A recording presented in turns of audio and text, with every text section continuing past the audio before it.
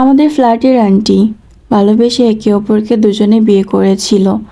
সংসার জীবনের 6 বছরে কেউ তাদের ভিতরে কোনো ঝগড়া ঝামেলা দেখেনি। কিন্তু হঠাৎ তাদের সংসারটা এলোমেলো হয়ে যায়। ঘটনা শুরু 2021 থেকে। সুমি আন্টি তার পাশের বিল্ডিংয়ের রিমা আন্টির সাথে 2021 সালে বন্ধুত্ব করে। একে অপরের বাসায় নিয়মিত যাওয়া আসা, আড্ডা সবকিছু নর্মালি চলতে থাকে। তারা দুই বান্ধবী সিদ্ধান্ত নেয় তারা সাবলেটে থাকবে। তারপর যেই বলা সেই কাজ, তারা 2022 সালে সাবলেট থাকা শুরু করে। দুই বান্ধবীর ম্যাচিং জামা, জুতা, কসমেটিক্স সব কিছুই ম্যাচিং চলতো।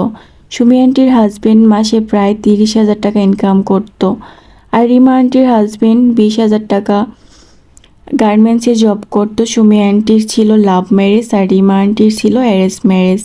সুমি আন্টি আর রিমা আন্টি দুজন প্রায় 1.5 বছর একসাথে এক বাসায় সাবলেট ছিল।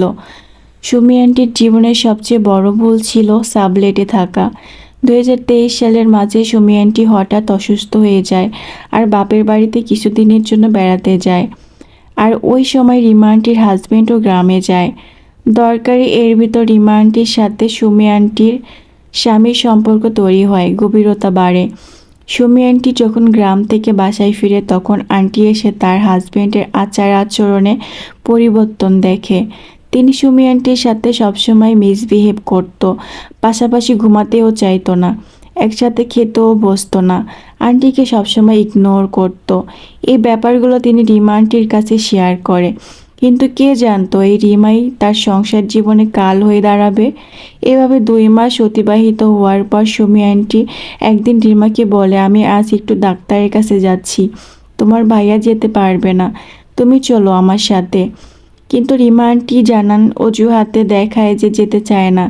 রিমা আন্টির জামাই দিনে বাসায় থাকে না, আর রাতেও অনেক সময় নাইট ডিউটিতে থাকে।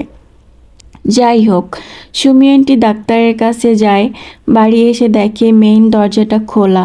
ভিতরে ঢুকে দেখে তার হাজবেন্ড তার বান্ধবীকে নিয়ে হাতে খাইয়ে দিচ্ছে, হাসাহাসি করতেছে দুজন। এসব দেখে সুমি আন্টি কোনো রিয়েক্ট করেনি, চুপচাপ থাকে। আর তিনি তাদের এটা বোঝায় যে সে কোনো সন্দেহ করেনি। এরপর তিনি তার বান্ধবী আর জামাইকে চোখে চোখে রাখে। একদিন আন্টি যখন রাতে ঘুমিয়েছিল তখন তার হাজবেন্ড রিমা আন্টির রুমে ঢুকে দরজা বন্ধ করে দেয়। আন্টির হঠাৎ ঘুম ভেঙে যায় আর তিনি তার জামাইকে খুঁজতে থাকে। তারপর রিমা আন্টির দরজা ধাক্কায়, কিন্তু রিমা আন্টি খোলে না। উনি বলে ওনার স্বামী ঘুমায়, কিন্তু সেখানে ওনার স্বামী ছিল না, সেখানে ছিল সুমি আন্টির হাজবেন্ড।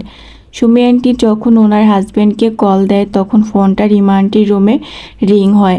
ব্যাস, এখান থেকে ঝামেলা শুরু।